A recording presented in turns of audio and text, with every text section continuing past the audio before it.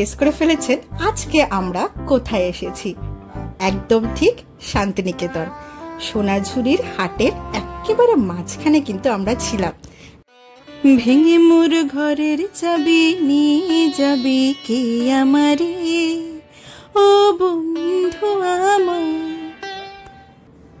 Hello, welcome back to my channel. আমি চিত্রাঙ্গদা নিয়ে চলে এসেছি আরেকটা দারুণ ব্লগ। সোনাঝুরির হাটের ঠিক মাঝখানে যে দুটো রিসর্ট রয়েছে তার মধ্যে অন্যতম হলো রামশ্যাম ভিলেজ রিসর্ট। একদমই তাই, আমরা কিন্তু ওখানেই ছিলাম এবারে। আর তোমাদের জন্য অবশ্যই সমস্ত ইনফরমেশন নিয়ে চলে এসেছি। চলো চটপট আগে দেখিয়ে নিই আমরা যে কটেজগুলোতে ছিলাম তার ভেতরের রুমের কন্ডিশন এবং কতটা সাজানো গোছানো।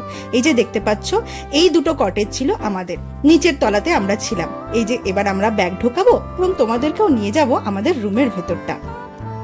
এই রুমটা দেখো, ডাবল বেডেড, দুটো বেড আছে এখানে। আর আমরা যেহেতু গ্রুপে গেছিলাম সেজন্য আমরা এই একটা রুমে আমরা দুটো কাপল থাকবো এবং পাশের রুমে আরো দুজন কাপল থাকবে।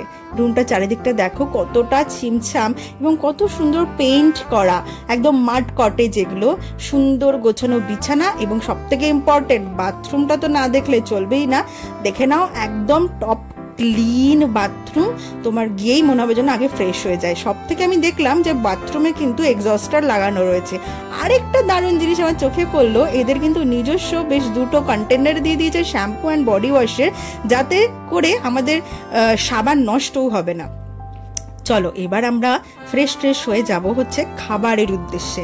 রামশ্যাম ভিলেজ রিসর্টে কেউ যদি নাও থাকে বাট শান্তিনিকেতনে ঘুরতে এসে সোনাঝুরির হাট তো অবভিয়াসলি ভিজিট করবে, তখন কিন্তু খাওয়া দাওয়া করতেও কিন্তু রামশ্যাম ভিলেজ রিসর্টেই লোকেরা সবাই আসে। জাস্ট দেখো দুপুরের টাইমে কিরকম ভিড়। তিনটে বড় বড় হল রুমে এদের সুন্দর পরিপাটি করে চেয়ার টেবিল সাজানো। আর এখন সেটা দেখলে তোমরা মোটেই বুঝতে পারবে না। দেখতে পাচ্ছ কতটা গিজগিজে ভিড়। আর দেখে নাও, যেটার এখানে সব থেকে বেশি ডিমান্ড, ভেজ থালি।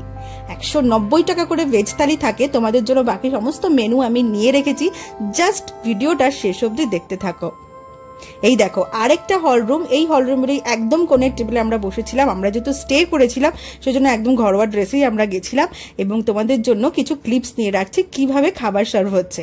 এই দেখো চলে এসেছে ভেজ থালি এবং ভেজ থালিতে কি কি আইটেম আছে তোমরা নিজেরাই দেখে নাও। এরপরেই থাকছে মেনু কার্ডের ছবি।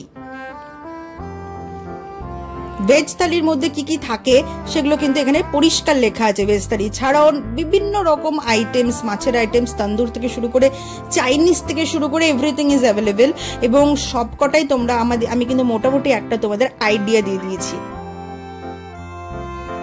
রাতের দিকে কিন্তু চারিদিকের পরিবেশ একদমই অন্যরকম। দেখতে পাচ্ছ কি সুন্দর করে সাজানো। চলো বাইরেটা একটু ঘুরে আসি।